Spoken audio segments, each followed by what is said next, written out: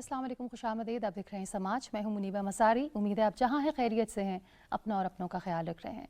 जुलाई के महीने में पूरी दुनिया में वर्ल्ड पॉपुलेशन डे मनाया गया, तो हमने ये सोचा कि पाकिस्तान में जो अलार्मिंग पॉपुलेशन ग्रोथ है उस पर बात करना बड़ा ज़रूरी है। अगेन ये एक ऐसा टॉपिक है जिसको कोई भी एड्रेस करता नज़र नहीं आता। I don't know why it is still a non issue. आपको ये बात जानकर हैरत होगी कि 2050 तक पाकिस्तान तरक्की के एतबार से नहीं, इकॉनमी की स्ट्रेंथन होने के एतबार से नहीं, बल्कि आबादी के बढ़ने के एतबार से दुनिया का तीसरा बड़ा मुल्क बनने जा रहा है। ये एक ऐसा मुल्क है जहां आज भी ये सोच प्रिवेल करती है कि family planning is a western agenda. एक ऐसा मुल्क जहां बेसिक्स सॉर्टेड आउट नहीं है, जहां बिजली गैस पानी मैसर नहीं, जहां आधी से ज़्यादा कौम को पीने का साफ़ पानी मैसर नहीं। एक ऐसा मुल्क जहां आधे से ज़्यादा बच्चे स्कूलों से बाहर सड़कों पर भीख मांगते नज़र आते हैं। एक ऐसा मुल्क जहां पॉलिटिकल इंस्टेबिलिटी है, जहां बेरोज़गारी है, जहां गुर्बत है, जहां सारे मसाइल हैं।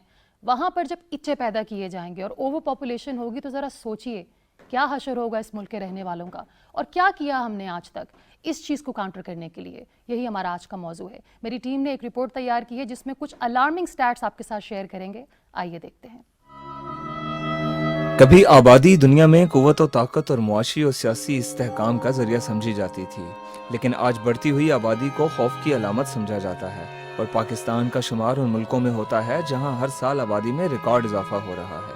तेजी से बढ़ती हुई आबादी में इजाफा पाकिस्तान की मईशत के लिए एक चैलेंज है, क्योंकि इससे सेहत, तालीम के बुनियादी ढांचे और ज़िंदगी की बुनियादी सहूलियात पर अखराजात में इजाफा हो रहा है। ये कुदरती वसाइल, खुराक, पानी को भी ख़त्म करता है। आबादी में मुसलसल इजाफा तरक्की के अमल को मनफी तौर पर मुतासर करता है। अक़वाम मुत्तहिदा के मुताबिक पाकिस्तान में सालाना शरह पैदाइश 2.8% से भी ज़ायद है। खत्ते के तमाम ममालिक इस शरह को कम करके तरक्की की दौड़ में आगे निकल चुके हैं। पाकिस्तान की मौजूदा आबादी 22,95,75,303 है, जो कि अक़वाम मुत्तहिदा के ताज़ा तरीन अदादो शुमार के वर्ल्ड मीटर की वजाहत पर मबनी है। पाकिस्तान की तेजी से आबादी में इजाफे की शरह मजमूई कौमी तरक्की के अहदाफ के हसूल और समाजी और इक्तसादी चैलेंजेस से निमटने के लिए तमाम हुकूमती कोशिशों को महदूद करने वाली अहम रुकावटों में से एक है।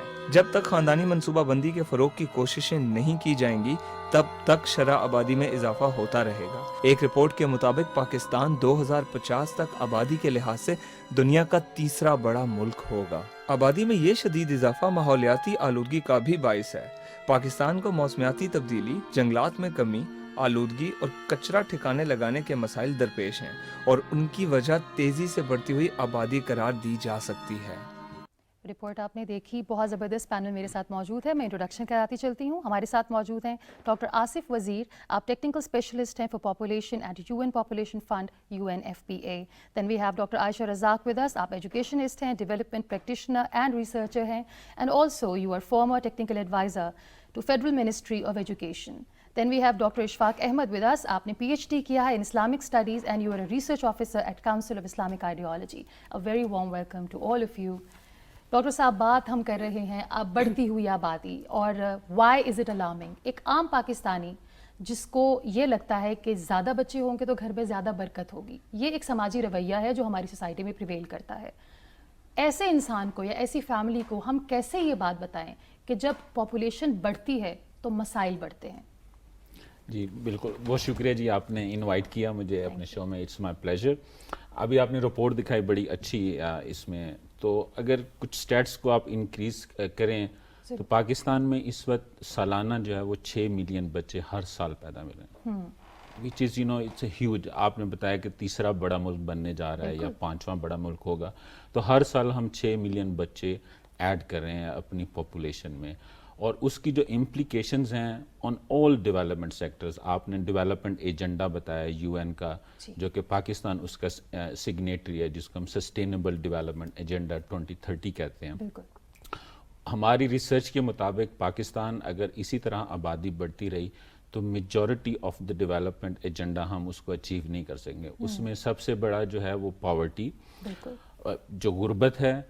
अब आपने सवाल पूछा कि जी गरीब बच्चे का 4 बच्चे हैं तो वो उसको कैसे फीड अप करेगा। हमारे यहाँ समाजी रवैया ये है कि जी बच्चे ज़्यादा होंगे तो हमारी इनकम रिसोर्सेज बढ़ेंगे, लेकिन क्वेश्चन ये है कि वो बड़े होके उस काबिल होंगे रिसोर्सेज बढ़ाने के लिए, तो वो بڑھائیں گے, ادروائز وہ گھر کے اوپر بھی بوجھ ہوگا اور سوسائٹی کے اوپر بھی بوجھ ہوگا. اسی طرح ہیلتھ کی اگر میں آپ کو بات بتاؤں, آپ کووڈ میں دیکھیں اراؤنڈ پاکستان میں 30,000 آن ایوریج ڈیتھس ہوئی due to COVID in 3 years اور 2.5 اور 3 ایئرس. پاکستان میں 12,000 مائیں ہر سال مرتی ہیں due to preventable maternal causes, ان وجوہات کی وجہ سے جن کو ہم ٹریٹ کر سکتے ہیں, لیکن ہیلتھ سروسز نہیں ہیں. اس کے اور بہت سارے مسائل ہیں, جس میں کم عمری کی شادی ہے, اسپیسنگ نہ ہونا ہے, نمبر آف چلڈرن زیادہ ہوتے ہیں جس کی وجہ سے وہ مائیں جو ہیں وہ بچ نہیں پاتی. اسی طرح جب آپ انفینٹ کی بات کرتی ہیں تو تقریباً 2.5 لاکھ سے زیادہ بچے پاکستان میں ہر سال اپنی پیدائش کے پہلے مہینے میں مر جاتے ہیں, اور اس میں جو غربت سب سے بڑا فیکٹر ہے. تو جب آپ اپنے بچے کو مطلب زندگی ہی نہیں دے پائیں گے تو وہ آگے کیسے بڑھے گا. اور ڈاکٹر صاحب یہ بات جاننا ضروری, غربت کی وجہ سے جو ہم کہتے ہیں نا کہ بچہ رسک لاتا ہے, ڈاکٹر صاحب سے ہم اس کی طرف بھی آئیں گے کہ جب ماں نے ایک بچے کو کیری کیا ہوتا ہے اپنے ووم میں, کیا اس کو غذا مل رہی ہے, کیا وہ اس قابل ہے کہ وہ ایک ہیلدی بچے کو ڈیلیور کرے, اور بچہ جس ماحول میں ڈیلیور کیا جا رہا ہے کیا وہ ماحول صاف ستھرا ہے یا اس قابل ہے. بہت سے لوگ اس وقت یہ بھی جان رہے ہوں گے کہ چائنا میں سب سے زیادہ پاپولیشن ہے, مگر دیکھو چائنا تو کتنی ترقی کر رہا ہے. مجھے ذرا سوچ میں فرق بتائیے ڈاکٹر صاحب کہ چائنا کی اکانومی کس طرح پروگریس کر رہی ہے, انہوں نے کس طرح اس چیز کو کاؤنٹر کیا, تاکہ اگر ہم انسپائرڈ ہیں چائنا کی گروتھ سے تو تھوڑا ہم ان سے بھی سیکھ لیں. دیکھیے جو پاپولیشن, جو اکنامک گروتھ کا نا ایک بیسک فارمولا ہوتا ہے کہ آپ کے ریسورسز ہیں اور آپ کا پاپولیشن ہے. سمپل فارمولا ہے کہ جی جتنے ریسورسز ہوں گے اس آپ اپنی پاپولیشن کے اوپر ڈیوائڈ کر دیں گے تو وہ پر کیپیٹا انکم ہوگی. تو اوبویسلی جب آپ کی پاپولیشن زیادہ ہوگی, ریسورسز اسٹیگننٹ ہوں گے تو آپ کی پر کیپیٹا انکم کم ہوگی. اب چائنا کا کیس یہ, انہوں نے وہاں پر بہت اگریسو کوئرسو میئر, 1 چائلڈ پالیسی بہت زیادہ 1970s میں انہوں نے یہ ریئلائز کیا کہ پاپولیشن جب تک ہم اس کو مینٹین نہیں کریں گے ہم اپنی اکنامک گروتھ کو بڑھا نہیں سکتے.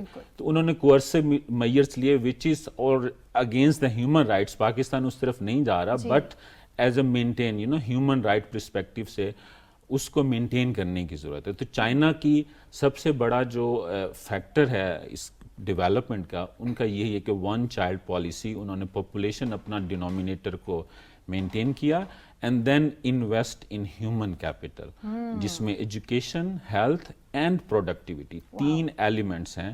اپنے بچے کے اوپر جب تک آپ انویسٹ نہیں کریں گے ان 3 ایلیمنٹس میں, by and large family level پہ, سوسائٹی لیول پہ اینڈ ایٹ انڈیویجول لیول پہ آپ ترقی نہیں کر سکتے. ایجوکیشن, ہیلتھ اینڈ پروڈکٹیوٹی, یعنی کہ آپ کا بچہ آپ کے معاشرے کا فعال شہری بنے, بوجھ نہ بنے, کوشش کرے کہ اکانومی میں کنٹریبیوٹ کرے. اور یہ تبھی ممکن ہے جب آپ کے بچے کم ہوں اور آپ ہر بچے پر انڈیویجول اٹینشن دیں. یہ نہ سوچئے کہ 10 بچے ہوں گے شاید 2 بہتر نکل آئیں. کوشش کیجئے جب اللہ آپ کو 2 بچے دے آپ نے ان کو بہترین شہری کیسے بنانا ہے.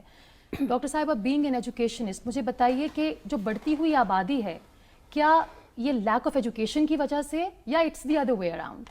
اچھا پہلے مریبہ I am so sorry because اتنی انٹرسٹنگ باتیں انہوں نے کی ہیں, if I can follow up. اور پھر میں اور اس لیے interestingly because I lived in China for a little while, تو سو ایسا بھی نہیں ہے, اور شاید ڈاکٹر صاحب مجھے کریکٹ کریں please if I am wrong, کہ ایسا بالکل نہیں تھا کہ چائنا نے یہ کہا کہ ایک کے بعد دوسرا بچہ ہو ہی نہیں سکتا. رورل خاص طور پہ ایریاز میں آپ کو پتہ ہے کہ 2 سے 3 بچے بھی ہو رہے تھے یا جتنے بھی. But I think what I like about the policy is کہ آپ کے پاس اگر لوگوں نے بچے پیدا کرنے ہیں تو ریسورسز آپ ایک حد تک ہی بڑھا سکتے ہیں.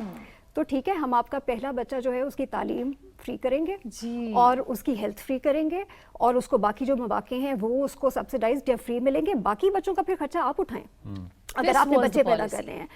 ہاں مطلب اور وہی بات ہے کہ شاید چائنا ذرا اور قسم کا ماڈل ہے, ظاہر ہے وہ تھوڑی سختی اور قسم کی بھی کر سکتے ہیں. ہمارا معاشرہ ذرا ڈفرینٹ ہے, گورننس ڈفرینٹ ہے تو ہمارے پاس. لیکن ایکچولی میرا اپنا یہ خیال ہے کہ اگر لوگوں کو یہ لگتا ہے کہ اسٹیٹ کی, دیکھیں جیسے آپ نے پہلے شو شروع ہونے سے پہلے کہا, اسٹیٹ بچے نہیں پیدا کر رہی, بچے لوگ پیدا کر رہے ہیں. اگر آپ کا یہ خیال ہے کہ آپ بچے پیدا کرتے جائیں اور کیونکہ کانسٹیٹیوشن میں لکھا ہوا ہے کہ ہر بچے کو فری اور کوالٹی ایجوکیشن دینا 5 سے 16 سال کی عمر تک فری में देना स्टेट की रिस्पॉन्सिबिलिटी है, पूरी नहीं हो रही, तो ये अनरीजनेबल बात है ना। 25 नहीं, लेकिन ये अनरीजनेबल बात है कि आप समझें कि मैं जितने मर्जी पैदा करूं, लेकिन ये रिस्पॉन्सिबिलिटी, यूनिवर्सल हेल्थ भी वो देंगे, यूनिवर्सल एजुकेशन भी देंगे, क्वालिटी की देंगे। फिर अगर कोई मेरी इनकम वगैरह का मसला होता है तो यूनिवर्सल वो जो इनकम है वो भी सबको मिलेगी। देखिए तो वो अनरीजनेबल एक्सपेक्टेशन है। स्टेट का काम इतना ज़रूर है कि स्टेट एक वो जो अगर आप प्लान तरीके से अपनी पॉपुलेशन को लेकर चल रहे हैं तो हाँ, आप उनको वो रिसोर्सेज प्रोवाइड करें जो आपको करनी चाहिए। आप अपनी एजुकेशन को देखें, अभी आप देखें एज वी स्टैंड नाउ, जो आपने कहा 23 करोड़ की आबादी तकरीबन हो चुकी है, तकरीबन 2 crore, 2.25 crore depending on the figures that you looking at, बच्चे आउट ऑफ स्कूल हैं, स्कूल से बाहर हैं। और आप खुद ही अपने इर्द गिर्द देख लेना, अगर डेटा को ना भी देखें, अपने शहरों में या कस्बों में निकलते हैं तो आपको पता है कि हमें पिछले 10-15 साल से ज़्यादा अब बच्चे सड़कों पर नजर आते हैं। मुझे तो पिछले कोविड की वजह से खैर और भी ज़्यादा, लेकिन आपको मज़ीद बच्चे अब सड़कों पर नजर आते हैं। आप अपनी जो एग्जिस्टिंग ये बच्चे हैं जो 5 से लेकर 16, 17, 18 साल तक के बच्चे, इनको स्कूलों में डालने के काबिल नहीं है। इनमें से काफ़ी ऐसे बच्चे हैं जो अब प्राइमरी स्कूल की एज से वैसे ही निकल चुके हैं। उनको अब आपको स्किल्स देनी पड़ेंगी, अदरवाइज उनके लिए और कोई तरीका नहीं है किसी किस्म की भी मोबिलिटी का। तो आप एग्जिस्टिंग पॉपुलेशन को अगर नहीं डालने के काबिल, और कुछ कैलकुलेशंस जो लोगों ने की हैं स्टैट्स पे मबनी, वो ये कहती हैं कि आप अगले 100 साल तक भी अपनी एग्जिस्टिंग जो आउट ऑफ स्कूल बच्चे हैं उनको स्कूलों में नहीं डाल सकते, बिकॉज आप जितने रिसोर्सेज लगा रहे हैं एजुकेशन में उस स्पेस पे वो मुमकिन नहीं है, और उससे ज़्यादा रिसोर्सेज आपको पता है हमने एक्सपेंड करने नहीं है। सो सबसे पहली बात तो ये कि आप बच्चे लाते जाएंगे, उन बच्चों को कुछ नहीं मिलेगा। दूसरी एक मुनीबा इंपॉर्टेंट बात ये है कि आप देखें जितनी पॉपुलेशन ग्रो करती है ना, वो आहिस्ता आहिस्ता अर्बन सेंटर्स की तरफ जाती है। अभी भी अगर आप देखें ना, तो जो स्लम्स की population, I think according to 2020 का डेटा, तकरीबन 46% या 48% ऑफ पाकिस्तानी पॉपुलेशन, तकरीबन आधी पॉपुलेशन स्लम्स में रहती है। ये बढ़ेगी क्योंकि अर्बनाइजेशन बढ़ेगी, क्योंकि पॉपुलेशन बढ़ती जा रही है। तो मसला ये है कि जब आप स्लम्स की बात करते हैं, स्लम्स मोस्टली अनरजिस्टर्ड होते हैं। स्लम्स कितने क्रैम्प्ड होते हैं, ना सैनिटेशन है, ना पानी है, ना बिजली है, ना स्कूल है, ना हेल्थ है। तो आप अपने बच्चे को बेसिकली पैदा करके क्या समझ रहे हैं कि आप उसको किस किस्म की लाइफ देंगे। उसमें एक बात और है कि जिस तरह एक ज़माने में आपने चाइना की बात की, वो एक ज़माने में समझा जाता था ना कि इंडस्ट्रियल जो इकोनॉमीज़ हैं वो कहती थी कि जितने लोग होंगे बेशक लो स्किल्ड हों, लेकिन क्योंकि फैक्ट्रियों में काम करना है तो प्रोडक्टिविटी बढ़ेगी। पाकिस्तान वो मुल्क नहीं है। पाकिस्तान में कम बच्चे पैदा करने हैं लेकिन उनको स्किल्स देनी है ताकि प्रोडक्टिविटी बढ़े। हमारा वो मॉडल कभी नहीं होगा जो चाइना का इंडस्ट्रियलाइजेशन में था। तो हमें ये बात भी वो थोड़ी सी वो जहन में रखनी है। एक और बात ये एजुकेशन के हवाले से, जब मुनीबा हम बात करते हैं कि एजुकेशन के थ्रू हम क्या कर सकते हैं, अनफॉर्चुनेटली हमारा मुल्क एक ऐसा मुल्क है जहाँ पर गलती से अगर हमने पब्लिक स्कूलों में या प्राइवेट स्कूलों में रिप्रोडक्टिव हेल्थ की बात करनी शुरू कर दी तो वो वैसे ही एक पब्लिक बैकलैश आनी शुरू हो जाती है। लेकिन अपने बच्चों को रिप्रोडक्टिव हेल्थ अगर स्कूलों में नहीं भी दिलवाना चाहते आप, तो रिप्रोडक्टिव हेल्थ की बात करें। बांग्लादेश की एग्जांपल हमारे सामने है। बांग्लादेश में ज़ाहिर है ये कोई एक पॉलिसी या एक प्रोग्राम नहीं होता जो इस किस्म के मसाइल का हल होता है, क्योंकि ये सोसाइटी का मसला है। बांग्लादेश ने हर लेवल के ऊपर कोशिश की है कि वो काम करे, लोगों को एजुकेशन देने की बात की है। जब न्यूली जो वेडिड कपल होते हैं उनको रिप्रोडक्टिव हेल्थ के बारे में बताया जाता है। और मैं इस पे बात ख़त्म करती हूँ कि शहजाद रॉय की मैं एक वीडियो देख रही थी सर्कुलेट करते हुए सोशल मीडिया पे। Goodwill ambassador by the way. हाँ, और वो कहते हैं कि मैं ये कोशिश करूंगा कि नादरा में अब जब कोई नया निकाह हो तो वो रजिस्टर तब हो जब रिप्रोडक्टिव हेल्थ का कोर्स कपल ने किया हो, जिसके अंदर बताया जाए कि औरत की हेल्थ पे क्या फ़र्क पड़ता है बच्चे पैदा करने से, स्पेसिंग क्या होती है, और उसके बगैर आपने कहा। अब ये वैसे होता मुझे नज़र नहीं आ रहा, लेकिन बहुत अच्छी कॉज है। और ये वो चीज़ है जो वाकई हमें एजुकेशन की जब हम बात करते हैं तो हमें ये वाली एजुकेशन डॉक्टर साहिबा कहीं ना कहीं से तो हमें स्टार्ट लेना होगा। अब तक हम खामोश रहे हैं। जी डॉक्टर जी, इस पे मैं इनकी बात को सेकंड करूंगा। यूएनएफपी ने प्रोविंशियल गवर्नमेंट के साथ इसको हम कहते हैं लाइफ स्किल बेस्ड एजुकेशन। सो आप जब रिप्रोडक्टिव हेल्थ की बात कर रहे हैं तो हम कह रहे हैं कि age appropriate, culturally religiously age appropriate reproductive health उनको बताया जाए। अगर प्राइमरी का बच्चा है तो उसको उस लेवल तक बचाएं। अगर वो मैट्रिक का कॉलेज लेवल का बच्चा है तो इसको कहते हैं लाइफ स्किल बेस्ड एजुकेशन, जिसको हम तो यूएनएफपीए प्रोविंशियल गवर्नमेंट के साथ मिलके इसको इंटीग्रेट करने की कोशिश कर रहा है। और ये CCI جو ابھی 2018 میں جو پاپولیشن پالیسیز بنی اس کی ایک ون آف دا کی ریکمنڈیشن تھی, and Shahzad Rai is a goodwill ambassador of population as well from the health ministry. تو یہ اس کو میں جسٹ اس لیے ایڈ کرنا اور میں مجھے پتا ہے ان کی باری ہے, لیکن جسٹ وہ ہاں میرے خیال میں جو اس میں ایجوکیشن کے حوالے سے جو میرے خیال میں ایک صرف چیز جو میں ایڈ کرنا چاہتی ہوں وہ یہ ہے کہ جب عورتوں کی ایجوکیشن آپ زیادہ کرتے ہیں, جو کہ دنیا بھر کی ریسرچ سے آپ کو نظر آیا ہے, تو آپ کو پتہ ہے کہ وہ سلو پروسیس ہے, لیکن بچے کم ہوتے ہیں. جتنا عورت زیادہ پڑھتی ہے خاص طور پہ مڈل اسکول کی ایجوکیشن کے بعد, as you add on another year of education, تو وہ جو پرابیبلٹی ہوتی ہے کہ اس عورت کے بچے کب ہوں گے, شادی کب ہوگی, بچے کب ہوں گے, اور اسپیسنگ ان میں کتنی ہوگی, وہ خود بخود کنٹرول ہونا شروع ہو جاتی ہے. تو میرے خیال میں وہ عورتوں کے اوپر توجہ دینا جو ہے وہ اتنا غلط نہیں ہے when it comes to یہ اس قسم کی پلاننگ. ڈاکٹر صاحب آپ سے سوال پوچھنا چاہوں گی کہ everything comes back to our social behaviour, ہمارا سماجی رویہ. ایک یہ رویہ پریویل کرتا ہے کہ جب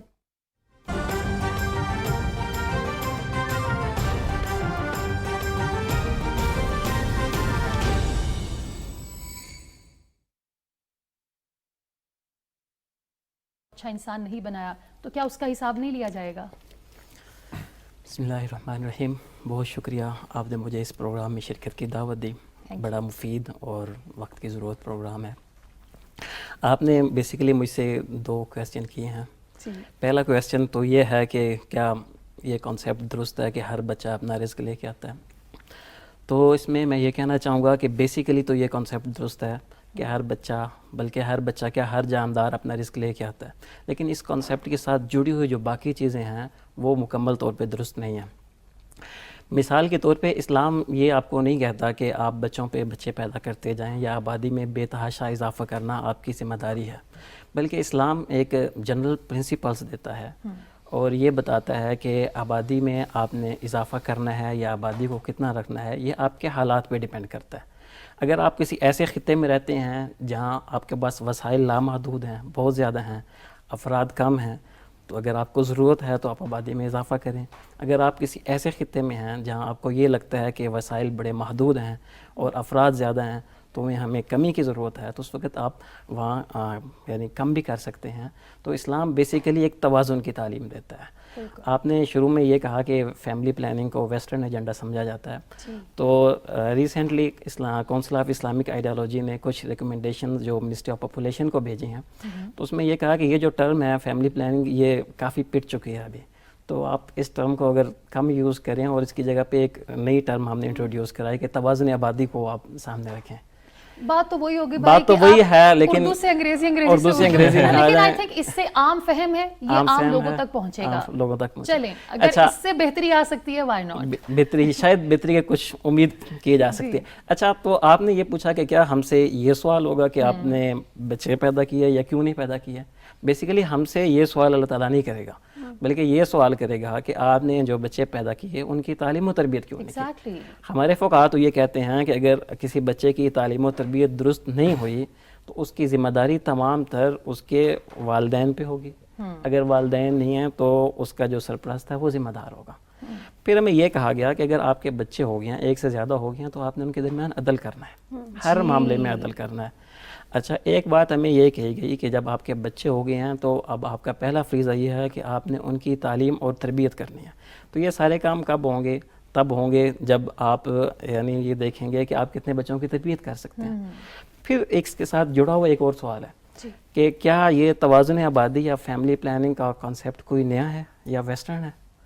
تو اگر آپ اسلامک لٹریچر کو دیکھیں جو ہمارا کلاسیکل لٹریچر ہے تو آپ کو لگے گا کہ یہ کوئی ویسٹرن کانسیپٹ نہیں ہے, بلکہ بیسیکلی ہمارے اسلامک جو جورسٹس ہیں سب سے پہلے انہوں نے اس کو انٹروڈیوس کرایا. شاید آپ کو تھوڑی سی حیرانگی ہو, 11th سینچری میں ایک بہت بڑے جورسٹ گزرے ہیں, علامہ غزالی, حامد الغزالی, بہت معروف ہیں.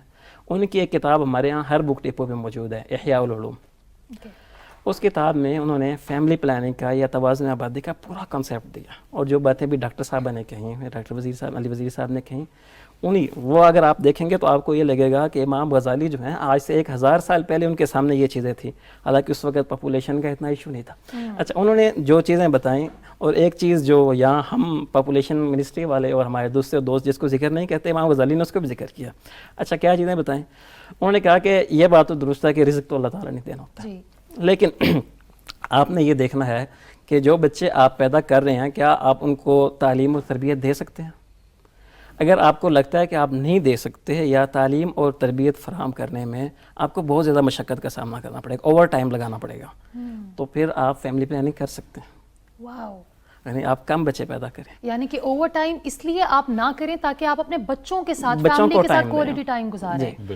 واو. اچھا, دوسری بات انہوں نے یہ کی کہ اگر آپ کو یہ لگتا ہے کہ زیادہ بچوں کی وجہ سے آپ کی وائف کو ہیلتھ ایشوز پیش آ رہے ہیں تو پھر آپ اپنی وائف کو بچائیں اور بچے اتنے پیدا کریں جتنے آپ یعنی وائف کے لیے ایزی ہوں. تیسری بات جو بڑی دلچسپ ہے وہ یہ کہ اگر آپ کو یہ لگتا ہے کہ زیادہ فرٹیلٹی کی وجہ سے, زیادہ پروٹیکشن کی وجہ سے آپ کی وائف کی جو بیوٹی ہے وہ کم ہو رہی ہے تو پھر بھی آپ مطلب آپ کے لیے شریعت میں اجازت ہے کہ آپ کم بچے پیدا کریں. لیکن اس پہ ایک جلدی سے میں یہ بات ضرور کر دوں, بیوٹی کمز بہت بعد میں, وہ ایک ڈیفرنٹ ڈیبیٹ ہو جائے گی. ہم عورت کی صحت پر بات کیوں نہیں کرتے ڈاکٹر صاحب, کہ ایک عورت, ایک ننھی سی بچی, آپ دیکھ رہے ہیں کہ کیونکہ آبادی بڑھ رہی ہے, چائلڈ میرجز بڑھ رہی ہیں, جس طرح ڈاکٹر صاحب نے کہا سڑکوں پہ اتنے بچے پہلے کبھی نظر نہیں آئے جو سڑکوں پر آوارہ پھر رہے ہوتے ہیں, بھیک مانگ رہے ہوتے ہیں. ایک چھوٹی بچی کی کم عمر میں جب شادی کر دی جاتی, کیونکہ بے شمار بچے ہیں, اب ان کو رخصت بھی کرنا ہے, کیا امپیکٹ آتا ہے اس بچی کی صحت پر, اس عورت کی زندگی پر؟ جی دیکھیں انہوں نے بڑی زبردست باتیں کی, مولانا صاحب نے بڑی انٹرسٹنگ تھی ہمارے لیے. اینڈ دا فیکٹ کہ یہ ایک ویسٹرن ایجنڈا نہیں ہے, اسلام بھی آپ کو یہی گائیڈنس دیتا ہے جو ہم اس پروگرام کے ذریعے آپ کو دینا چاہتے ہیں. بالکل. جی ڈاکٹر صاحب.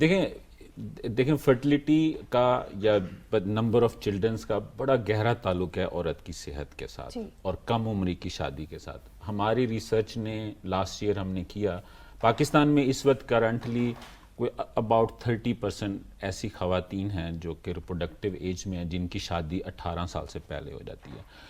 میڈیکلی ہمیں پتہ ہے 18 سال سے بچہ جو ہے نا, کم بچی جو ہے نہ وہ فزیکلی فٹ ہوتی ہے نہ وہ مینٹلی فٹ ہوتی ہے, بچوں کی پرورش کر سکتی ہے, گھر کو سنبھال نہیں سکتی.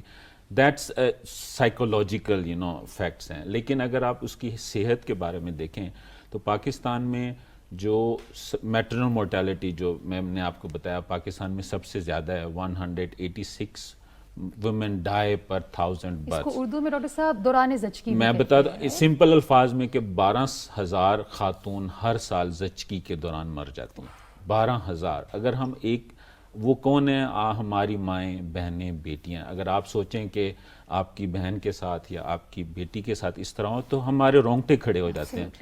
تو ہمیں یہ دیکھنا ہے, اور وہ یہ نہیں ہے کہ وہ کوئی خدا کی مطلب وہ نیچرل ڈیتھس ہیں کس سے مر جاتی ہیں, ہم اس کو بچا سکتے ہیں. اور کم عمری کی شادی اس کا سب سے بڑا فیکٹر ہے. ہم جب عورت 18 سال سے پہلے کم سے شادی ہوتی ہے اس کے مرنے کے چانسز ڈبل ہو جاتے ہیں زچگی کے دوران. اسی طرح بچے کی بھی آپ دیکھیں کہ بچے کی جو اموات ہیں وہ پاکستان میں آلریڈی زیادہ ہیں, لیکن جب بچی 18 سال سے پہلے پیدائش دیتی ہے تو وہ انفنٹ مورٹیلٹی جیسے میں نے بتایا پہلے مہینے کے اندر جو ڈیتھس ہوتی ہیں وہ ڈبل ہو جاتی ہیں. تو ہمیں اس کے اوپر دیکھنا, ہمیں سوچنا ہے سوشلی. یہ تو اسٹیٹسٹکس ہیں, ہم اس کو دیکھتے ہیں, لیکن ہمیں لٹرلی بیٹھ کے سوچنا ہوگا کہ یہ ایک خاتون آپ کی بہن, آپ کی بیٹی, آپ کی ماں ہے. تو جب تک ہم اندر دل سے نہیں سوچیں گے تو وہ آپ کو اس سے, تو یہ اس کے ہیلتھ امپیکٹس ہیں. جیسے ڈاکٹر صاحب نے کہا مطلب لانگر ٹرم جب آپ بچی ایجوکیشن میں جاتی ہے پھر اس کی صحت امپروو ہوتی ہے, شادی کی عمر ظاہر بات ہے وہ پڑھ رہی ہے, اگر ماسٹر کر رہی ہے تو وہ 20 سال کی ہوگی.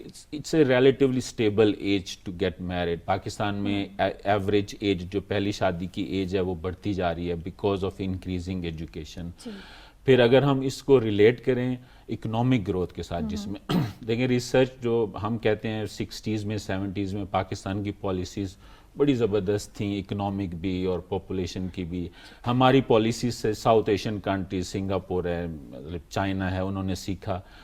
جو فیمیل لیبر فورس پارٹیسپیشن ہے, اس بات کو میں ختم کروں گا, جب تک پاکستان میں عورتوں کی پارٹیسپیشن نہیں ہوگی لیبر فورس میں, اکنامک گروتھ میں, آپ کی ترقی نہیں ہو سکتی. ڈاکٹر صاحب اس لیبر کو رجسٹر کرنا بڑا ضروری ہے. آپ دیکھیے آپ کا تعلق بھی رحیم یار خان سے ہے, میں بھی وہیں کی پیدا ہوئی ہوئی ہوں. ہمیں یہ پتہ ہے کہ زراعت کے شعبے میں औरतें भी काम कर रही होती हैं, बट द प्रॉब्लम इज कि औरत जब ज़राअत में काम करती है उसका काम रजिस्टर नहीं होता, इसलिए उसको वेजेस नहीं मिलते, अनपेड है, इनफॉर्मल एंड थैंकलेस जॉब है जो वो दिन रात कर रही है, और वो घर की जिम्मेदारी भी संभाल उठा रही है। तो मेरा ख्याल है कि इसको हम इसी बात पे ख़त्म करते हैं कि हमें इस हेल्थ इम्पैक्ट को लाजमी देखना होगा। अगर हमने इंडिविजुअल लेवल पे, सोसाइटी पे और कंट्री लेवल पे अगर हमने सेहत को इम्प्रूव करना है तो ये reproductive health is essential component. Absolutely. हमें ज्वाइन किया है डॉक्टर शबनम सरफराज ने, आप मेंबर हैं social sector at planning commission government of Pakistan की। थैंक यू सो मच सबसे पहले तो फॉर ज्वाइनिंग। जी थैंक यू जी, आपने इस इम्पोर्टेंट सब्जेक्ट के ऊपर आज ये डायलॉग रखा। डॉक्टर साहिबा, हम बात कर रहे हैं alarming population growth in Pakistan की, तो मुझे ये बताइए कि जब हम अलार्मिंग ग्रोथ कहते हैं और इतने सालों से हम सुनते आए हैं महकमा बहबूद आबादी हुकूमत पाकिस्तान के ये एड्स, ये एडवर्टीजमेंट्स हम बचपन से देखते आए हैं PTV पर, and now we have come to a point where it is alarmingly increasing, तो क्यों हम आज तक इस चीज़ को कंट्रोल नहीं कर पाए डॉक्टर साहिबा? थैंक यू सो मच जी।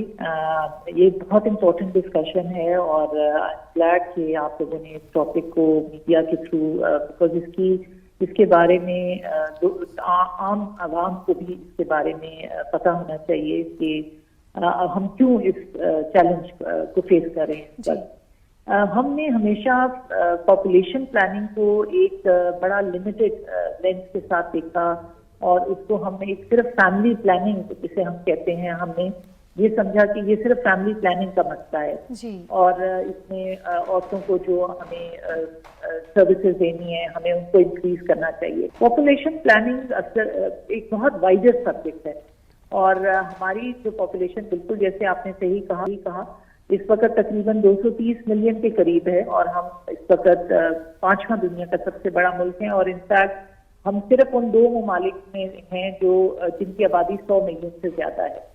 जब हम पॉपुलेशन प्लानिंग की बात करते हैं तो इसमें हमें ये जो हमारी पॉपुलेशन है इसके तमाम एंगल्स को हमें देखना पड़ता है, जिसमें जो मुल्क की तरक्की के लिए बहुत ज्यादा इम्पोर्टेंट है, जिसमें रोजगार है, सेहत, तालीम, सनत का फरोग और इसमें खास तौर पे हमारी खवातीन जो 50% है तकरीबन हमारी पॉपुलेशन का हिस्सा और उनको भी वही वसाइल मुयसर हों जो हमारे मर्द हज़रात को मुयसर होते हैं। तो हम इस पर कोशिश कर रहे हैं, हमने यूथ के ऊपर, क्योंकि यूथ हमारा की जो हमारी इस वक्त हमारी यूथ की आबादी जो है वो तकरीबन 42.8 मिलियन है जो 15 से 29 साल के दरमियान है। तो इसके ऊपर बहुत ज्यादा तवज्जो की जरूरत है कि पाकिस्तान के लिए अगर हम इस यूथ को एम्प्लॉयमेंट अपॉर्चुनिटीज दें और इनको एंटरप्रेन्योरशिप अपॉर्चुनिटीज प्रोवाइड की जाए, जिसके ऊपर हुकूमत काफी सारे प्रोग्राम रिसेंटली लॉन्च हुए हैं और अभी हम और भी कुछ प्रोग्राम इस साल भी लेके आ रहे हैं। तो हम इसको जो एक इंटरनेशनली एक टर्म बहुत यूज होती है डेमोग्राफिक डिविडेंड, उसके मॉडल के ऊपर अगर हम जाएं तो डेमोग्राफिक डिविडेंड पाकिस्तान के लिए इसका पोटेंशियल तभी है कि हम ये जो हमारा यूथ कल्च है इसको ये तमाम रोजगार के वसाइल जो हैं इसको मुहैया किए जा सकें। तो ये एक ओवरऑल प्लानिंग है जिसको बहुत सारे तरीके से देखने की जरूरत है और अनफॉर्चुनेटली हमने इसको बड़े एक नैरो फोकस के साथ सिर्फ पॉपुलेशन वेलफेयर डिपार्टमेंट का मसला समझा बहुत अच्छे तक और आई एम ग्लैड कि इसको अब एक ब्रॉडर और होलिस्टिक व्यू इसका लिया जा रहा है जी। तो अब आइंदा आने वाले साल हमारे लिए बहुत इम्पोर्टेंट है क्योंकि अगर हम अपनी यूथ को, अपनी खवातीन को एक अच्छे जो पॉपुलेशन हमारी है इनके एजुकेशन और इनकी एम्प्लॉयमेंट के ऊपर जितना काम हो सके, so that is something that I think the government needs to prioritize and is prioritizing, right. And that is what population planning is all about really, and it is not limited to family planning, जिसके ऊपर हमारा बहुत ज़्यादा focus सिर्फ वहीं पे रह जाता है।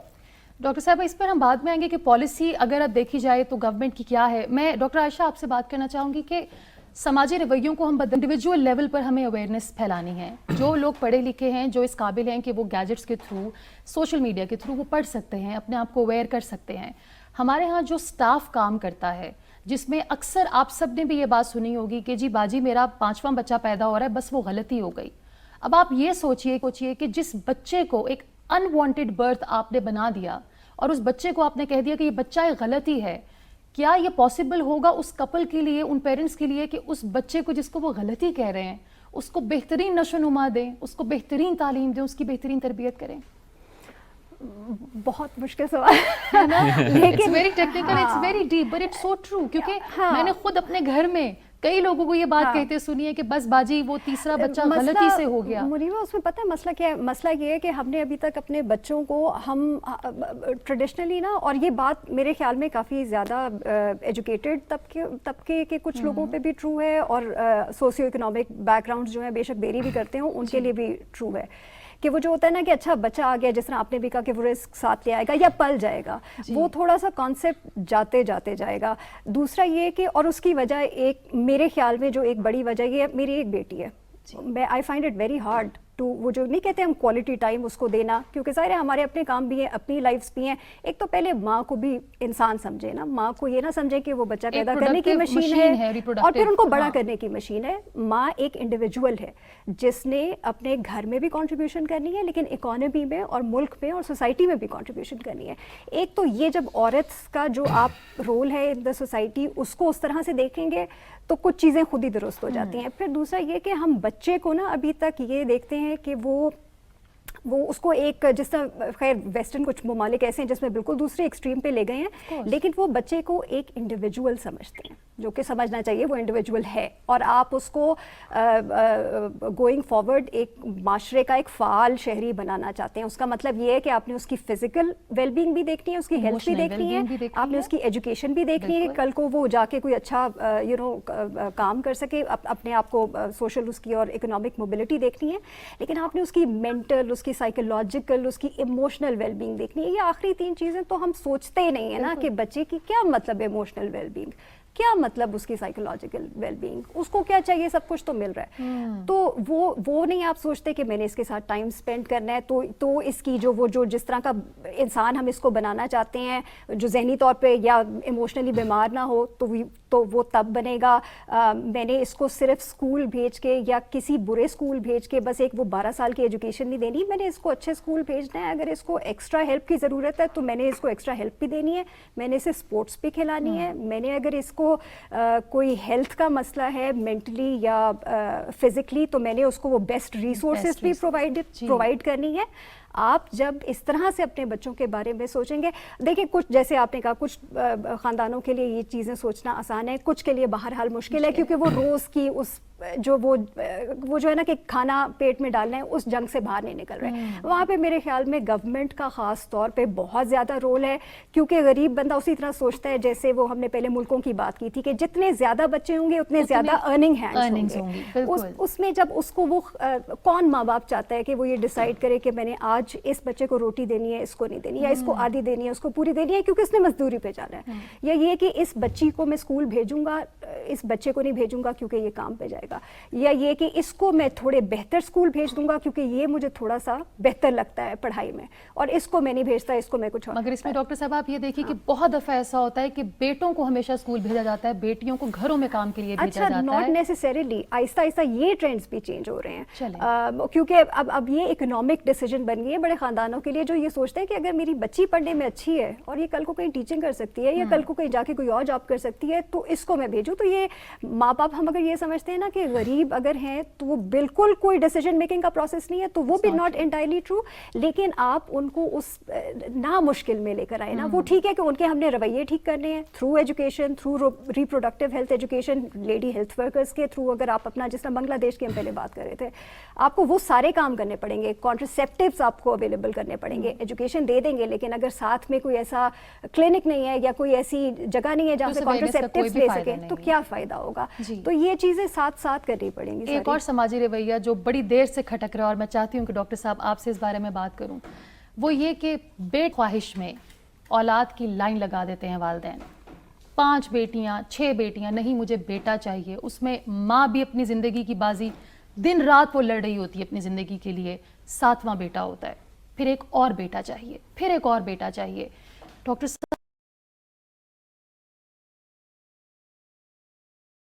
بے اولاد کر رہا ہے, چاہے وہ بیٹا ہے یا بیٹی, آپ بہترین انسان بنانے کے لیے تربیت کیجیے and you will live a happy life. کیا کہیں گے ڈاکٹر صاحب؟ بڑی اچھی بات آپ نے کی ہے کہ یہ جو بیٹے کی خواہش ہے اس کے نتیجے میں بھی ہم بہت سی غلطیاں کرتے جاتے ہیں. تو اگر ہم اسلامک پرسپیکٹیو میں اس کو دیکھیں تو اسلام کے ہاں تو اگر اولاد میں کسی درجے میں کچھ تفریق کی گنجائش ہو سکتی ہے تو بیٹی کو زیادہ پریفر کیا گیا ہے بیٹے کی نسبت. یعنی آپ یہ دیکھیں کہ اسلام جب یہ انہیریٹنس میں شیئرز بتا رہا تھا تو اسلام نے یہ کہا کہ للذکر مثل حظ الانثیین, کہ بیٹیوں کا ذکر پہلے کیا اور بیٹے کا ذکر بعد میں کیا. اور پھر جہاں تربیت کی بات کی, تربیت کے لیے جب کچھ انٹینسیو بتائے تو بیٹی کا ذکر پہلے کیا کہ بیٹی کی تربیت کریں گے تو یہ اس کے فائدے ہیں.